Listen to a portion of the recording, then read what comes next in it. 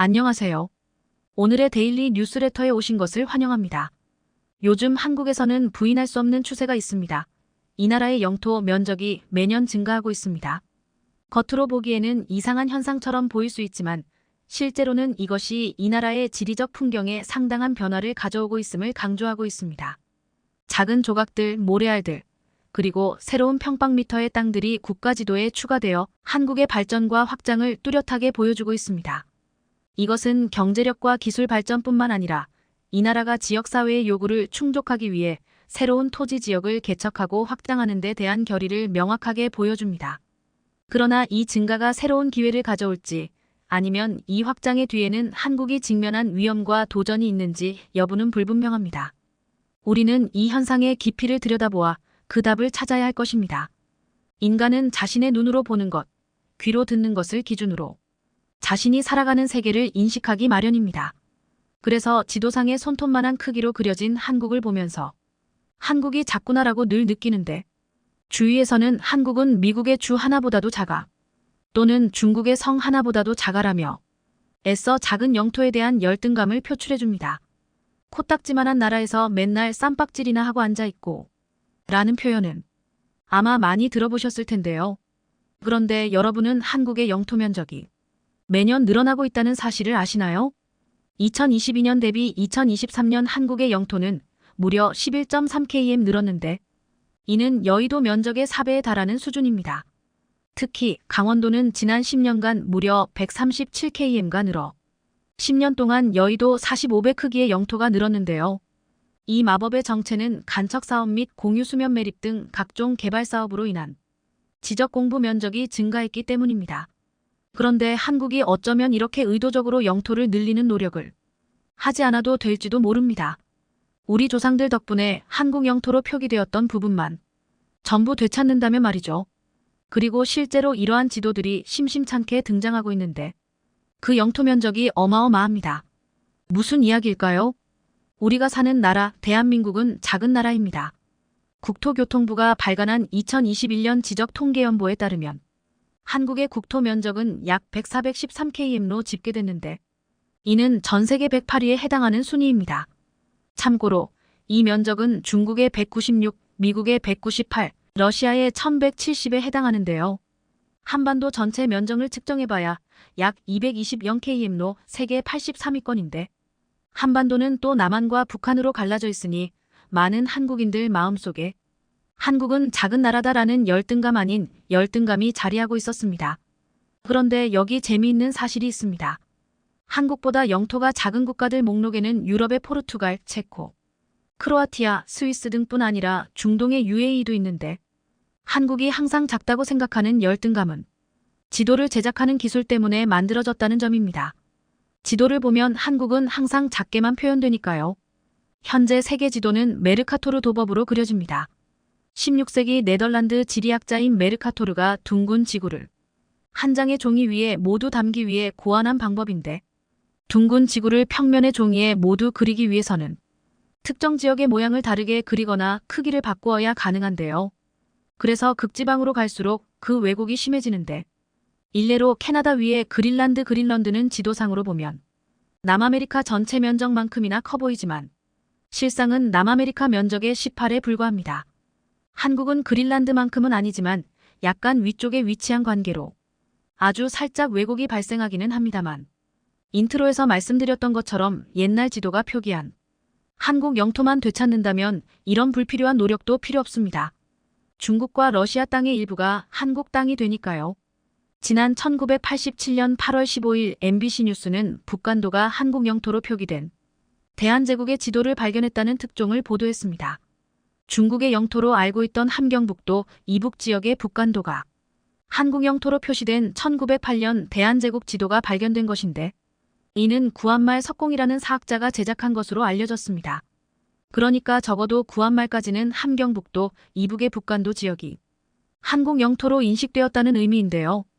이외에도 대한제국의 지리교과서 등에도 간도가 우리 땅으로 표시되어 있습니다. 그렇다면 도대체 이 간도가 무엇이며 왜 중국 땅이 되었는지를 자세히 알아봐야겠습니다. 우선 이 간도의 정확한 위치는 아직까지도 명확하지는 않지만 현재 중국 땅으로 인식되는 길림성 동남부 지역이며 중국에서는 연길도라고 부르는 지역입니다. 좀 더 자세히는 만주 지역을 북간도, 백두산 동쪽을 동간도, 서쪽을 서간도라 부르게 됐는데 이 지역은 고구려 시대부터 우리 영토였습니다.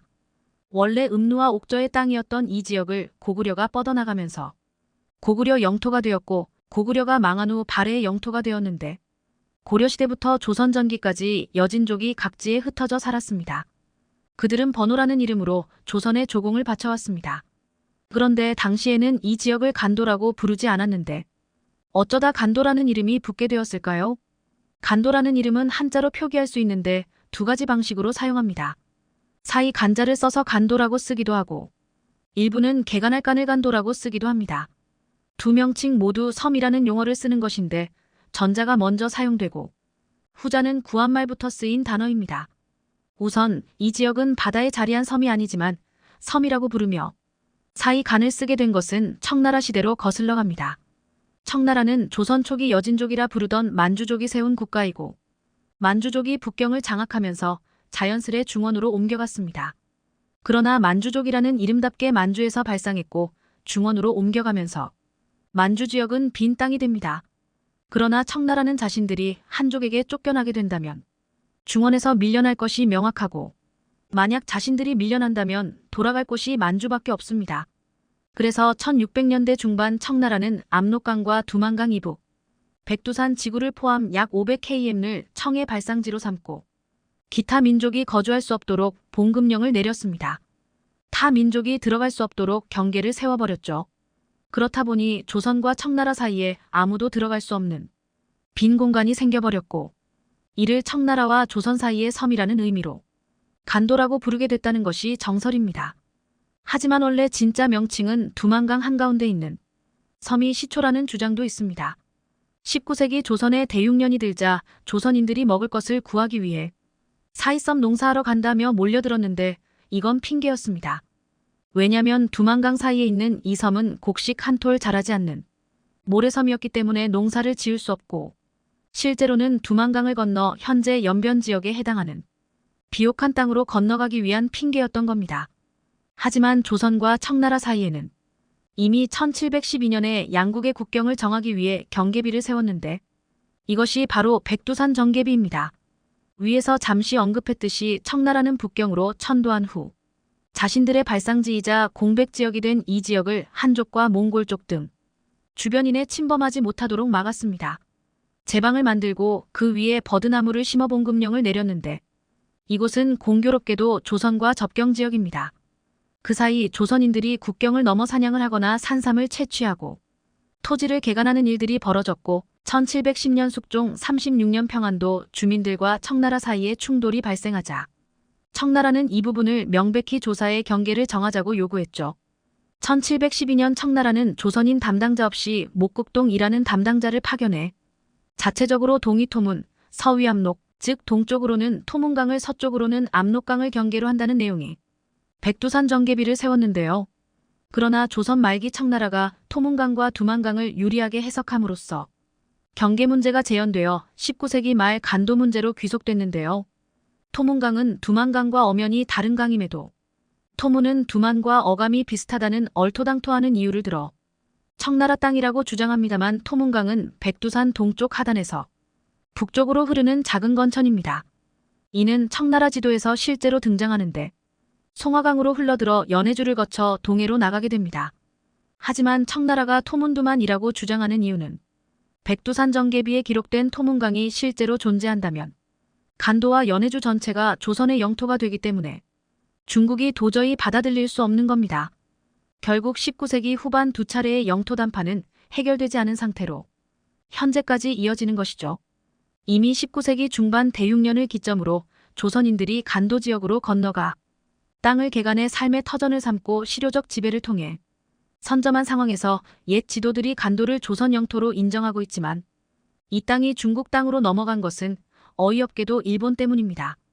1885년과 1887년 청나라와 조선의 두 차례에 걸친 영토 담판은 서로의 이견만 확인한 상태로 종료되지 않았는데 8년 뒤 1905년 일본이 우리의 외교권을 박탈한 을사늑약을 체결하면서 조선의 모든 외교권을 일본이 갖게 됐습니다.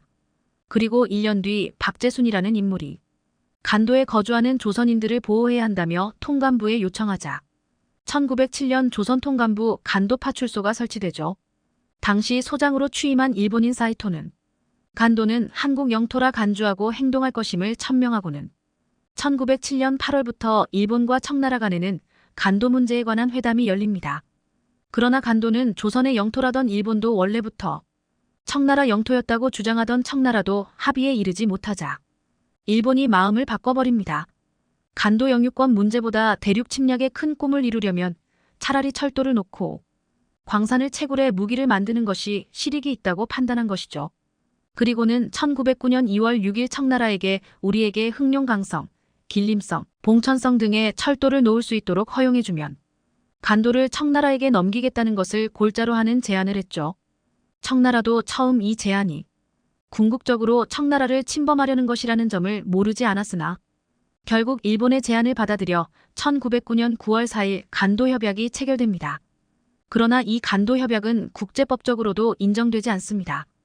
왜냐하면 우선 을사늑약은 고종의 직인이 없는 무효인데다 일본이 이를 통해 우리 외교권을 박탈해 대리인으로 우리의 영토를 자신들의 이익을 위해 팔아넘긴 것에 불과합니다. 설사 외교권을 빼앗은 을사늑약이 정당하다고 하더라도 외교 문제가 아닌 조선의 영토를 넘기거나 우리 영토를 가지고 청과 협약을 맺을 권한도 없으니까요. 그리고 청의 입장도 우스운 것이 간도를 자신들의 영토라면 굳이 일본에게 철도 부설권과 광산 채굴권을 넘겨줄 이유도 없습니다. 자신들의 영토가 아니었으니까 철도와 광산을 넘겨주고 간도를 받은 겁니다. 조선 영토를 가지고 청나라와 일본이 맺은 협약이 과연 정당할까요? 간도는 반드시 되찾아야 할 우리 영토입니다. 우리 선조들이 무주공산인 간도 지역을 개간하면서 선점한 우리 영토인 겁니다.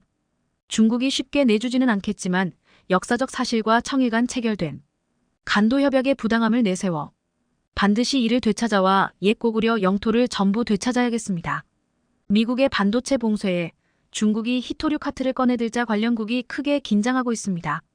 특히 이는 미국에 동조한 일본의 수출 규제 발표 후 나온 내용이라 사실상 일본을 타겟으로 했다는 이야기도 있습니다. 그런데 한국이 중국의 히토류 카트를 무력화시키고 있어 화제입니다. 중국 언론마저 경악하고 있는데 무슨 일이 발생했는지 자세히 알아보겠습니다. 일본은 최근 첨단 반도체 장비 23개 품목에 대해 수출 중단 발표를 한 바 있습니다. 사실상 중국을 타겟으로 반도체 핵심 장비 수출물 막기로 한 것입니다. 하야시 외무상은 특정 국가를 대상으로 한 조치가 아니라며 안전이란 관점에서 국제물에 따르는 엄격한 수출 규제라고 언급했지만 중국은 일본이 미국의 반도체 통제에 적극 참여한 것으로 보고 있습니다. 지난달 초 네덜란드의 반도체 장비 수출 통제에 이어 일본도 동참했다는 것입니다. 중국은 첨단 반도체 장비 수출을 금지한 미국, 일본, 네덜란드에 대해 규칙 위반 여부를 조사해달라고 WTO에 요구하기도 했습니다. 미국에 이어 다른 두 나라 또 WTO에 제소하려는 수순이라는 분석입니다. 그리고 이달 초 일본과의 외교장관 회담에서는 미국의 앞잡이가 되지 말라며 일본 측의 반도체 수출 규제 동참을 원색 비난하기도 했습니다. 이와 함께 중국은 미국과 일본 기업에 대한 보복 조치에 들어간 상태입니다. 마이크론이 대중 제재 부과를 뒤에서 밀어붙였다는 의혹을 보냈는데 이에 중국은 마이크론 제품에 대해 사이버 보안 심사를 요구한 상황입니다. 미국이 중국 화웨이를 퇴출시킬 때와 비슷한 명분과 형식을 취하면서 말입니다. 중국은 마이크론 매출의 10%를 차지하기에 큰 타격을 받을 수 있습니다. 게다가 이번에는 히토류 자석기술 수출 통제 조치에 들어갔습니다. 수출 규제 품목 리스트에 네오디를과 사마를 코발트로 만든 히토류 자석 관련 기술을 추가하기로 한 것입니다. 해당 자석은 중국이 각각 84%와 90%를 장악하고 있습니다. 나머지는 일본 업체가 생산하고 있는 상황입니다. 중국과 일본이 센카쿠 열도를 두고 대립했던 2012년 당시처럼 이번에도 히토류를 무기화하려는 의도로 분석되고 있습니다. 당시와 비슷한 상황도 만들어지고 있는데 최근 중국은 러시아가 지배하고 있는 쿠릴 열도 4개 섬에 대해 입장을 바꾼 바 있습니다. 기존에는 일본 영토임을 인정했지만 60년 만에 중립으로 돌아선 것입니다. 시진핑은 지난달 푸틴과의 정상회담에서 쿠릴 열도 4개 섭의 주권에 대해 어떠한 입장도 취하지 않겠다는 언급을 했습니다. 이는 1964년 일본 영토라고 인정한 마오쩌 등 전 국가주석의 발언을 뒤집은 것입니다. 이와 함께 중국 해경선이 센카쿠 영해에서 80시간이나 체류해 일본을 놀라게 했습니다. 역대 최장 침투였던 72시간 45분 기록을 넘긴 것입니다. 이런 대립 자체가 2012년 센카쿠열도 분쟁으로 중국이 히토류 카드를 꺼냈을 때의 상황을 재현하려는 것 아니냐는 분석이 나오고 있습니다.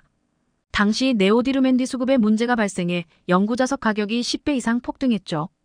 2012년 오바마 대통령이 중국물 WTO에 제소했을 정도입니다. 중국은 몇 년 전부터 히토류 카트를 언급하며 실행 의지를 보이고 있습니다. 트럼프 행정부 시절이던 2019년 미국과의 무역전쟁이 최고조에 달하자 시진핑이 히토류 무기화를 공식 언급하기도 했습니다. 2019년에는 장시성을 방문해 한 공장을 시찰한 적이 있는데 이 회사는 네오디뮴으로 영구자석을 만들어 미국에 수출하던 기업이었습니다. 그리고 2021년엔 히토류 국유기업 3곳 등을 통합해 중국 히토그룹을 출범시켰죠. 히토류 생산량의 70%를 한 회사로 몰아 시장 지배력을 높인 것입니다. 중국은 전 세계 히토류 매장량의 23%에 불과하지만 생산의 70%를 차지하는 이유는 히토류 추출 과정에서 엄청난 공해 물질이 발생해 미국과 호주 등 주요국들이 생산을 중단했기 때문입니다.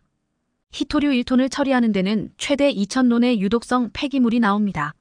미국이 1980년대 중반까지 히토류 산업을 지배했다면 2000년대 이후 중국이 전 세계의 97%를 장악했던 것을 볼 수 있습니다. 중국 기업들은 20% 상당의 보조금을 받으며 시장을 키워왔습니다. 미국은 히토류의 80%를 중국에서 수입하고 있습니다. 60% 정도는 촉매제로 사용하며 15%는 유리렌즈용으로 쓰고 있는데 문제는 각종 첨단 무기 제조에도 사용된다는 것입니다. F-35 전투기 한 대 생산에는 히토류 400kg 이상이 필요합니다. 이에 미국은 중국의 히토류 제한을 우려해왔습니다. 유럽연합 또한 공급의 98%를 중국에서 받고 있어 긴장을 나타내긴 마찬가지입니다. 현재 네오디뮴 자석은 톤당 19만 1천 달러의 거래가 형성돼 있습니다. 중국의 히토류 카드로 사상 최고치 가격을 경신했던 상황입니다. 이에 세계 각국은 히토류 수입 의존도를 낮추기 위해 안간힘을 쓰고 있습니다. 그동안은 미국에서 채굴한 히토류를 우선 중국에 보낸 뒤 재련해 다시 일본이 수입해오는 방식이었지만 이제는 중국물 배제하기로 한 것입니다. 일본 정부 또한 중국의 히토류 자석 가공기술 수출 금지 내용을 알고 있다며 중국의 통향을 면밀히 관찰하고 있는 상태입니다. 이유도 원자재 수입 다변화를 위한 대책 마련에 나서고 있습니다. 지난달에는 중국산 원자재 의존도를 낮추기 위한 핵심 원자재법 초안을 공개했습니다.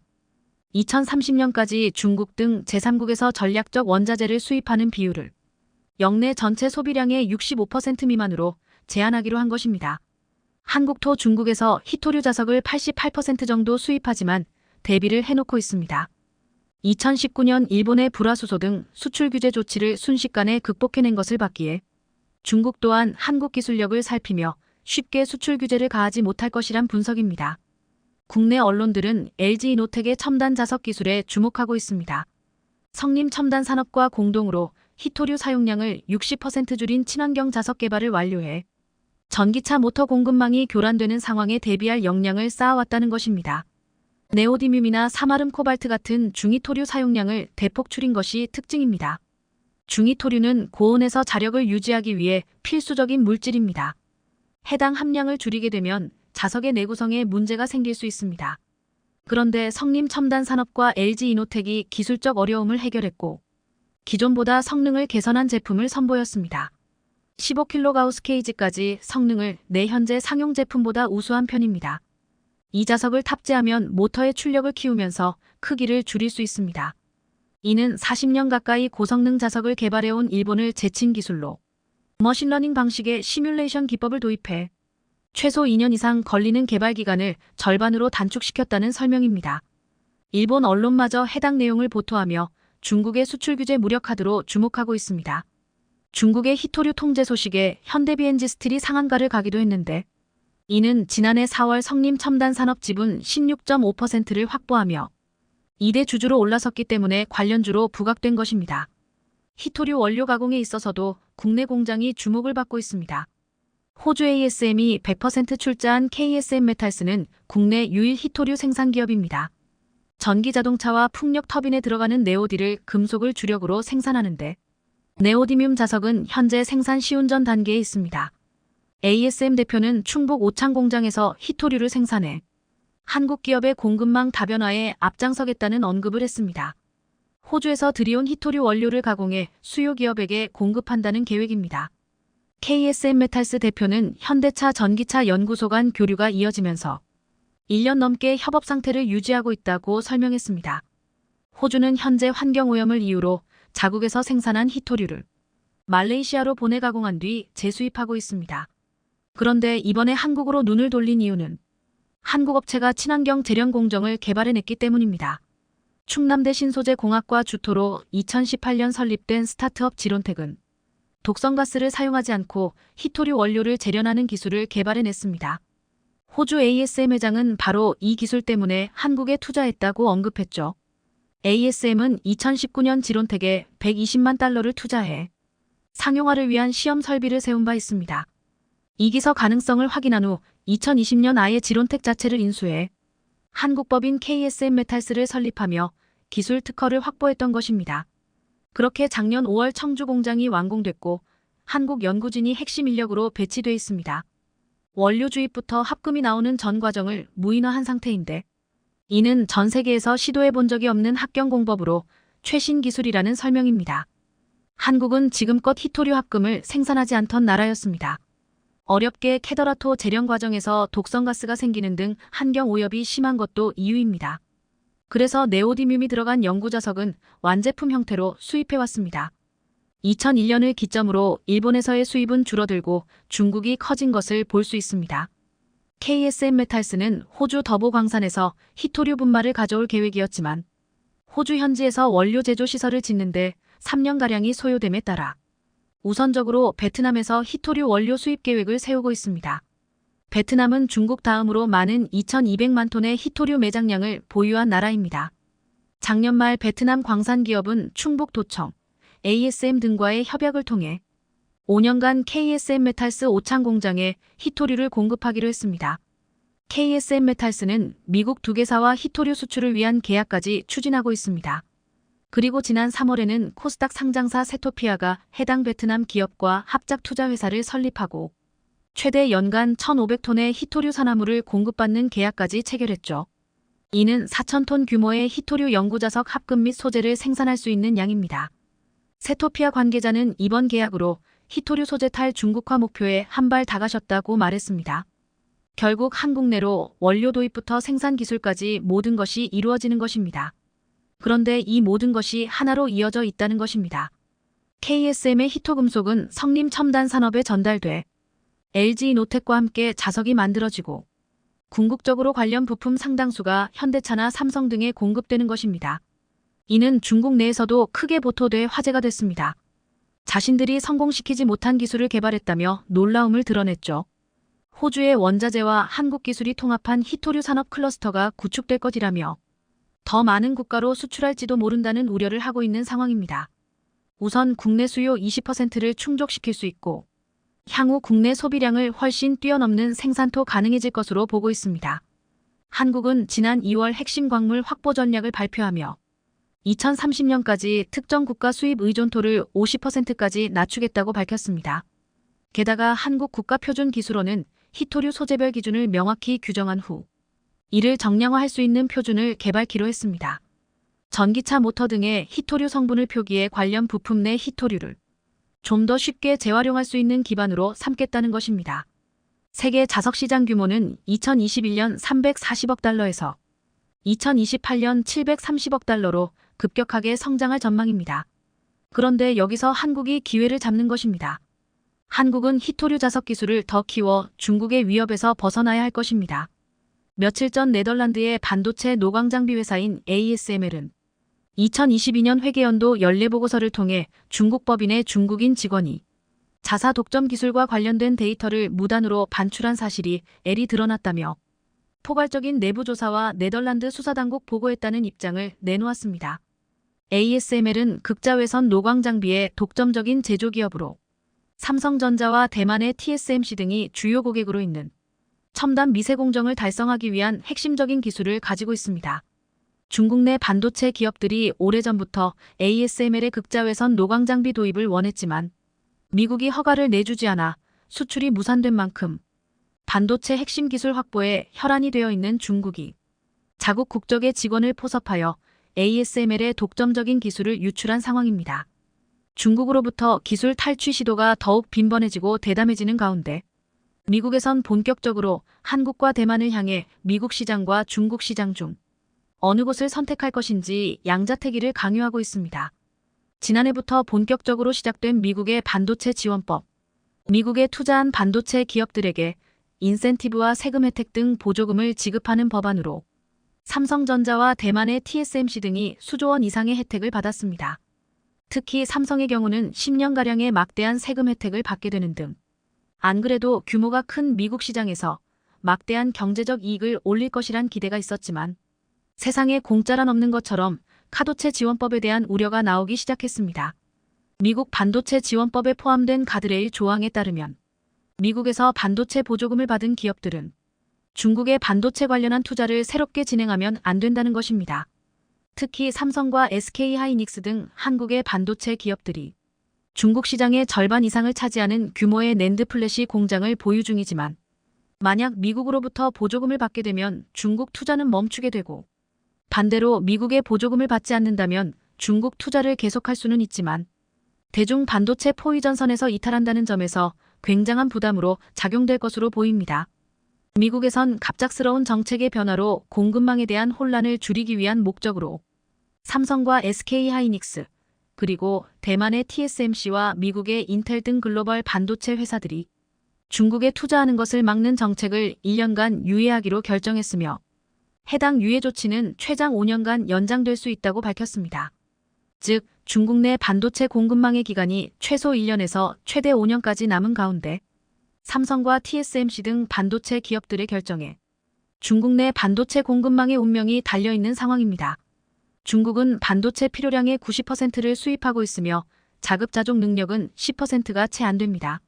무엇보다 가장 심각한 것은 미국의 전방위적인 중국 제재로 반도체 자급률이 갈수록 줄어들고 줄어든 자급률은 중국 내 모든 산업에 영향을 주고 있다는 것입니다. 작게는 TV, 냉장고, 스마트폰부터 크게는 자동차와 건물, 인공위성 발사체까지 모든 산업 분야에서 쓰이는 반도체를 제때 공급받지 못하면 중국의 산업은 완전히 멈춰버릴 것이란 위기에 직면했습니다. 정말 놀라운 것은 2022년 단 1년 동안 중국의 반도체 기업 5,700여 곳이 폐업 신고를 했으며 이는 중국 내 반도체 폐업업체 수 기준으로 역대 최대 규모를 갱신했습니다. 중국이 반도체 굴기를 천명하던 당시 연간 1,000개 안팎의 반도체 회사가 폐업 신고를 하던 것에 비하면 바이든 행정부에서 본격화된 지금 반도체용 첨단 장비 수출 금지 조치가 제대로 효과를 내고 있다는 것으로 보여지며 중국 내 반도체 생태계가 뿌리째 흔들리고 있습니다. 그 중에서 시진핑 주석과 밀접히 연관되어 천문학적인 지원을 받던 칭화윤이마저 파산했으며 중국 내에서 삼성과 SK하이닉스 등 한국 기업과 경쟁하던 YMTC, 즉 양쯔 메모리 테크놀로지와 NG 창신 메모리는 인력을 감축하고 신규 공장 투자 일정을 백지화했습니다.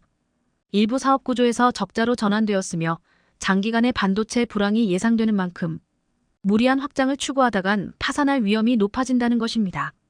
중국 최대 파운드리 회사인 SMIC도 위태로운 것으로 보입니다.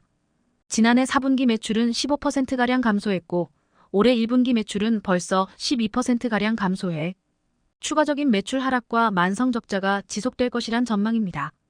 2019년부터 본격적인 영업 손실을 기록한 SMIC는 흑자와 적자를 반복하며 겨우겨우 버티고 있지만 흑자의 대부분은 중국 내 자국 기업들의 몰아주기성 주문으로 중국이 아닌 국제사회에서 경쟁력은 사실상 바닥이라는 게 업계 관계자들의 시각입니다. 무엇보다 암울한 점은 중국 반도체의 숨동을 쥐고 있는 미국이 더욱더 강력한 봉쇄작전을 펼칠 것이란 전망입니다. 지속적인 반도체 소재 장비 수출 금지로 중국 반도체 기업들을 지금과 같은 속도로 파산시키면 5년 안으로 중국 내 반도체 기업 70%가 정리된다는 계산이며 중국 정부의 지원이 끊길 경우 3년 안에 70%가 정리된다는 것입니다. 그런데 중국이 걱정하는 진짜 문제는 다음입니다. 미국의 조치로 인해 자국 반도체 기업들이 전부 파산해버리면 한국의 삼성과 대만의 TSMC 등 해외 반도체 기업들에 대한 의존도는 자연스럽게 높아지게 되는데, 미국은 삼성과 TSMC 그리고 인텔을 압박해 대중 반도체 투자를 철회시키면서 중국의 마지막 회막마저 걷어가고 있습니다. 물론 미국의 이런 결정에 삼성과 TSMC 등 반도체 기업들은 일시적인 손해를 보게 되지만, 결과적으로는 잠재적 경쟁자인 중국 반도체가 사라진다는 점에서 최종적으로는 이익이라는 전망이 나옵니다. TSMC도 삼성처럼 미국의 반도체 공장을 짓는 대가로 반도체 지원법을 통해 보조금을 지급받았는데, 수십조 원 규모의 중국 내 공장을 운영 중이고, 삼성과 SK하이닉스 역시 미국에 투자한 만큼 중국에도 공장을 보유하고 있습니다. 미국이 중국에 대한 투자를 단기 유예 1년 장기 유예 5년을 내걸었지만, 한국과 대만 등 국가에 상관없이 수십조 원 투자한 중국 시장이 무용지물될 상황에 놓였습니다. 하지만 긍정적인 부문도 존재합니다. 현재 중국 내 반도체 기업들이 대기업 중소기업 가리지 않고 파산하는 가운데, 중국의 한국과 대만에 대한 반도체 의존도는 더욱 커져가고 있습니다. 그런데 중국 현지 공장을 운영 중인 삼성과 TSMC가 공장을 폐쇄하고 철수한다면, 중국은 그동안 자국에서 생산되던 반도체를 비싼 돈 주고 한국이나 대만에서 직접 수입해야 하는 지경에 이르게 된다는 것으로 중국의 반도체 공급망이 완전히 박살난다는 것을 의미합니다. 즉, 중국 본토에서 반도체가 하나도 생산되지 않는다면 한국과 대만 등이 반도체를 쥐고 중국 대륙을 흔들 수 있게 됩니다. 중국이 자국에서 생산되는 반도체 없이 모든 반도체를 수입하여 사용하게 되는 경우 발생하는 추가적인 이익도 있습니다. 중국은 현재 TV와 냉장고 등 가전제품부터 내연기관 자동차와 전기차까지 대부분의 산업 분야에서 한국과 경쟁 중입니다. 그리고 이런 모든 산업 분야에서 반도체는 필수 소재로 탑재되고 있는데, 한국은 반도체를 자국에서 생산해 탑재하게 되면 수입해서 탑재해야 하는 중국보다 원가면에서 유리한 위치를 선점할 수 있고, 이런 장점은 수출 경쟁력에서 한국산 제품이 중국산 제품보다 압도적인 우위를 가질 수 있게 됩니다. 기존엔 한국산 제품이 품질은 좋지만 가격이 비쌌는데, 앞으론 한국산 제품이 품질도 좋지만 가격적인 면에서도 중국에게 앞설 수 있는 경쟁력을 확보 가능하다는 것입니다. 앞으로 가져갈 반도체 패권을 완전히 잃어버릴 위기에 놓인 중국은 비상에 걸렸습니다. 그동안 삼성과 SK하이닉스 등 한국 기업에게 중국 시장을 개방하는 조건으로 많은 이익을 가져갔고, 자국 내 반도체 기업들에 대한 보조금과 지원을 대폭 늘리면서 한국 기업들과의 경쟁에서 우위에 있도록 유도했지만, 이제는 한국 기업들이 중국 시장에서 철수하는 것을 막고 자국 산업의 반도체 공급망을 지키기 위해 한국 반도체 기업들을 붙잡아야 하는 상황에 놓였습니다. 2000년대 이후 20년 동안 폭풍 같은 성장을 이룩한 중국의 산업이 반도체라는 핵심 요소를 제거하자 무기력하게 무너지면서 빙하기에 돌입한다는 것입니다. 이에 중국 측에선 반도체 소재 부품 장비들 생산하는 기업에 너도나도 투자하고 있는 상황입니다. 첨단 미세공정 반도체를 만들어내기 위해선 소부장 기술력이 반드시 필요한 상황이며, 대외적으로 기술력 확보에 견제를 받고 있는 중국은 소부장 국산화를 통해 미국이나 유럽의 견제 속에서도 첨단 반도체를 생산하려는 목표를 가지고 있습니다. 며칠 전 글로벌 시장조사 업체들에 따르면 중국 내 투자 기업들은 자국 반도체 소부장 기업에 13조 원의 투자를 했는데, 이는 과거의 연간 투자금 1천억 원가량의 130배 이상에 해당하는 금액입니다. 게다가 중국 당국이 해외 기업들의 기술력을 확보하는데 주력하는 만큼 확보한 기술력으로 반도체 소부장에 집중하려는 정책들이 나오고 있습니다. 물론 중국이 소부장을 확보한다고 하더라도 반도체를 자체 개발하거나 생산할 수 있을지 여부는 불투명하지만, 한국처럼 소부장을 국산화하려는 시도는 계속해서 이어지고 있습니다. 지금도 미국이 나서서 한국과 대만을 향해 중국 내 투자를 접으라는 신호를 보내는 만큼 중국 산업과 경제의 아킬레스건인 반도체 분야는 더욱 위태로워질 것으로 보이며, 중국의 국가 경쟁력은 미국의 제재가 어디까지 언제까지 이어지는지에 따라 독일이 주변국들의 한국 거 사지 말고 독일 제품을 사면 훨씬 싸게 주겠다라며 충격적인 회유를 한 것으로 알려지면서 전 세계가 발칵 뒤집혔습니다. 한국산 무기부터 시작해서 자동차와 심지어 선박까지 한국과 계약을 취소해버리고 자신들과 새로 계약을 하자는 충격적인 제안을 하고 다니고 있는 것으로 알려졌습니다. 자, 그런데 대반전이 일어났습니다. 독일의 이러한 충격적인 방해작전에도 불구하고 한국은 초대박이 나고 독일은 오히려 완전히 쫄딱 망해버린 놀라운 상황이 만들어졌는데요. 도대체 무슨 일이 일어났길래 한국은 우리가 상상도 하지 못했던 초대박을 손에 거머쥘 수 있었는지, 중국도 아니고 독일이, 우리의 우방국으로 분류됐던 독일이 한국의 뒤통수를 제대로 세게 때렸습니다. 우크라이나가 지뢰 제거부터 시작해 인프라 재건 대부분을 한국에 맡긴다는 폭탄 발표를 하자 독일이 견제에 나섰습니다. 독일이 갑자기 우크라이나에 장거리 미사일을 검토 중이라며 우크라이나에 독일제 무기를 대규모로 공급할 테니 한국에 줬던 지뢰 제거 수주와 인프라 재건 수주를 독일에 달라라는 충격적인 회유를 한 것으로 전해졌습니다. 1,400조 원에 육박할 것으로 알려진 우크라이나 재건 사업 중 한국이 이미 확정적으로 따낸 규모는 약 70조 원, 여기에 추가로 수백조 원에 달하는 수주를 할 것이라 예상되고 있는데요. 이뿐만이 아닙니다. 숄츠 독일 총리는 최근 한국에 경제 보복을 가하고 있는 중국에 찾아가 충격적인 동맹을 맺은 것으로 알려졌습니다. 최근 한국의 조선사들이 전 세계 수주를 싹쓸이하고 있으니 너무나 충격적인데요. 자, 그런데 더 놀라운 점은 독일이 이렇게까지 했는데 한국은 초대박이 독일 조선업은 파산해버리는 상황이 만들어졌습니다. 독일 총리가 중국을 직접 찾아가 시진핑 국가주석과 만나 극비리에 회의를 한 뒤 오래전 세계 조선업계 수주량에 대변화가 일어났습니다. 영국 조선해운시황 전문기관 클락스 리서치에 따르면 한국 조선업계는 올해 516만 CGT 환산톤 수용어 설명을 수주했습니다. 전년 동기 1039만 CGT 대비 50% 감소한 수치입니다. 중국 조선업계 수주량이 같은 기간 15% 1220만 CGT, 1043만 CGT 줄어든 것보다 감소세가 뚜렷합니다. 올해 글로벌 발주가 지난해 같은 기간보다 34% 2712만 CGT, 1781만 CGT 줄면서 수주 감소폭이 작은 중국 업체들의 점유율은 45%에서 59%로 상승했고 한국 업체들의 점유율은 38%에서 29%로 하락했습니다. 언뜻 보면 중국과 독일연합이 한국을 상대로 승리한 것처럼 보이지만 실상은 완전히 달랐습니다. 한국 조선업계의 수주 감소는 조선사들이 고성과 선박 위주로 선별 수주에 나섰기 때문입니다. 지금까지는 점유율 확보를 위해 만들수록 손해가 나는 싼 수주도 전부 받아주었습니다. 덕분에 고객들은 세계 최고 품질의 선박을 너무나도 저렴한 가격에 얻을 수 있었는데요. 이제 이렇게 저렴한 수주는 완전히 쳐내버리고 한국의 진짜 돈이 되는 고부가 수주만 받은 것입니다. 대신 고부가 수주는 한국이 완전히 싹쓸이해버렸습니다. 중국이나 일본, 독일이 아예 구경조차 못할 정도로 말이죠. HD 한국 조선해양원 올 상반기 글로벌 시장에서 발주된 34척의 액화천 연가스 LNG 운반선 중 18척을 수주했습니다. 하나오션과 삼성중공업은 LNG 운반선 4척, 6척을 각각 수주하는데 성공했습니다. 전 세계 LNG 운반선 발주의 82.4%를 국내 조선 3사가 따낸 것. 컨테이너선의 경우 HD 한국 조선해양이 올 상반기 29척을, 삼성중공업은 하반기 들어 16척을 각각 수주했습니다. LNG 운반선과 컨테이너선은 선가가 상승하고 있는 대표적인 고부가 가치 선박입니다.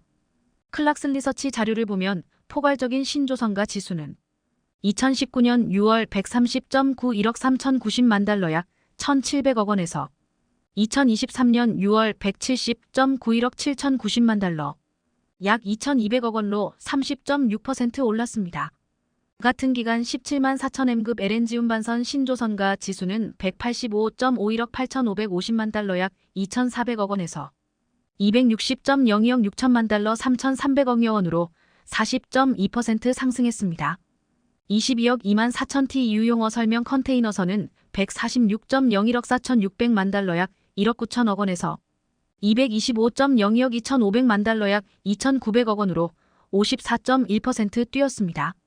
다른 선박보다 LNG 운반선과 컨테이너선의 가격 상승 속도가 훨씬 더 빠르다는 의미입니다.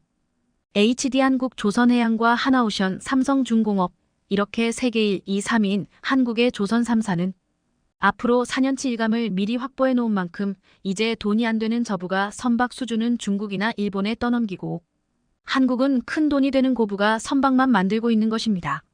진정한 명품 선진국으로 등극한 것이죠.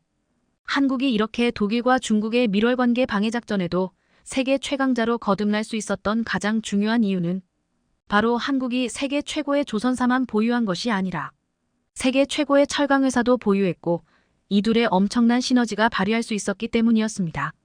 고부가 선박 제조에 사용되는 강재는 운항 중 발생하는 외력에 견딜 수 있는 특수 재질이 사용됩니다. 국내 철강업계가 이를 만족하는 특별한 소재를 오직 한국 조선업계에 제공하고 있습니다. 극저온을 버틸 수 있는 LNG 연료 저장 탱크용 니켈 9% 후판이 대표적 예입니다. 일반 후판보다 열 처리 등의 과정이 복잡해 생산 자체가 너무나 어렵습니다. 과거에는 일본 업체들이 생산한 LNG용 니켈 9% 후판에 의존했는데 국내 조선사들의 개발 요청으로 철강사들이 생산에 나서면서 국산 점유율이 70%까지 확대됐다는 게 업계의 설명입니다. 중국은 당연히 못 만들고 일본도 이제는 한국산 같은 퀄리티를 만들지 못해 한국에 의뢰하고 있는 상황이죠. 세계 최초로 고만강강을 LNG 연료 탱크에 적용한 것도 조선업계와 철강업계의 협력으로 이루어졌습니다. 하나오션은 포스코와의 10여 년 동안의 공동 연구 끝에 지난해 6월 고만강강 소재의 LNG 연료 탱크를 초대형 원유음 반선에 설치했습니다. 고만강강은 기존 소재보다 가격은 저렴하면서 높은 강도와 내마모성을 갖추고 있어 차세대 LNG 연료 탱크 소재로 꼽힙니다. 반면 한국 조선업을 망하게 하려던 독일, 반대로 독일 조선업계가 망해버렸습니다. 독일 조선업계가 수많은 조선소의 파산 신청으로 휘청거리기 시작했습니다. 영국의 해운조선 전문지 로이즈 리스트에 따르면 독일 내 조선소들이 잇따라 문을 닫게 되면서 독일 조선 산업이 위협받고 있는 것으로 전해졌습니다. 크루즈 선박 전문업체인 마이어 베르푸트마이어 WERFT 사장은 이러한 상황이 지속될 경우 독일 내 조선소 중 절반이 사라질 것이라고 지적했습니다. 마이어 베르푸트 사장은 한국이 진짜 돈이 되는 고부가 수주를 전부 가져가 버렸다. 독일의 치명적인 손해는 불가피해 보인다 털어놓았습니다. 더 놀라운 일도 벌어졌습니다. 다른 유럽국들에게 한국산 제품을 사지 말라며 독일 제품을 싸게 주겠다며 한국을 견제하고 있는 독일. 그런데 놀랍게도 독일 내 독일 국민들조차 이제는 독일산 자동차를 사지 않고 한국산 자동차를 사며 극찬하고 있는 놀라운 대반전이 만들어졌습니다. 첫눈에 반할 만한 전기차. 유럽 자동차 메카인 독일에서 자부심 강한 독일인들이 한국차에 반했습니다. 한두 번이 아닙니다. 올 들어서만 10번 넘게 한국차를 극찬했습니다. 19일 현대자동차그룹에 따르면 전기차 전용 플랫폼 eGMP를 채택한 현대차 아이오닉5, 아이오닉6 그리고 기아 EV6가 독일에서 본고장 출신 자동차들을 잇따라 제압했습니다. 경쟁 상대도 막강합니다. 메르세데스 벤츠, BMW, 아우디, 포르쉐, 폭스바겐 등 세계 자동차 시장을 이끄는 독일 브랜드들이 내놓은 차량들입니다. 한국차와 독일차를 비교 평가한 곳들도 독일은 물론 유럽에서 영향력이 매우 큰 매체들입니다. 이쯤 되면 한국차에 대한 호평은 우연이 아니라 실력이라는 것인데요. 아이오닉5는 독일 3대 자동차 매체인 아우토 빌트 오토 BILD, 아우토 자이퉁 오토 자이텅, 아우토 모토 운투 슈포트 오토 모터 언드 스포트, AMS 평가에서 독일 차들을 압도했습니다. 이들 매체는 운전 성능과 기계적인 완성도 평가에 그치지 않고 독일 오토반에서 초고속 주행을 실시한 뒤 기술적인 안전성까지 깐깐하게 평가하는 것으로 유명합니다.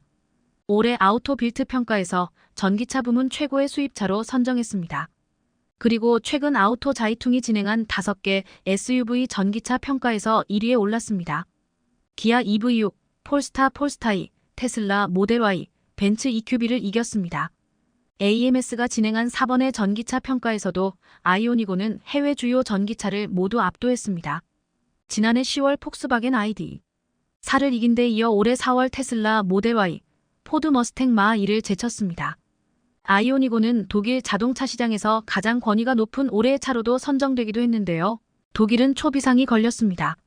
주변 유럽국들에서 한국의 선박과 무기 수주까지 모조라 빼앗긴 것은 물론 이제는 독일, 자국 내에서 자동차 판매까지 한국산에 뒤처지기 시작하자 국가 비상사태를 선포한 것입니다.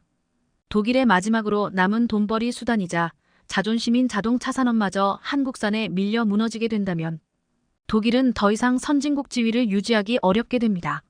그렇게 되면 유럽연합의 수장 자리도 내놓을 수밖에 없죠. 이것이 바로 독일이 중국과 몰래 손을 잡고 한국을 치려한 결과입니다.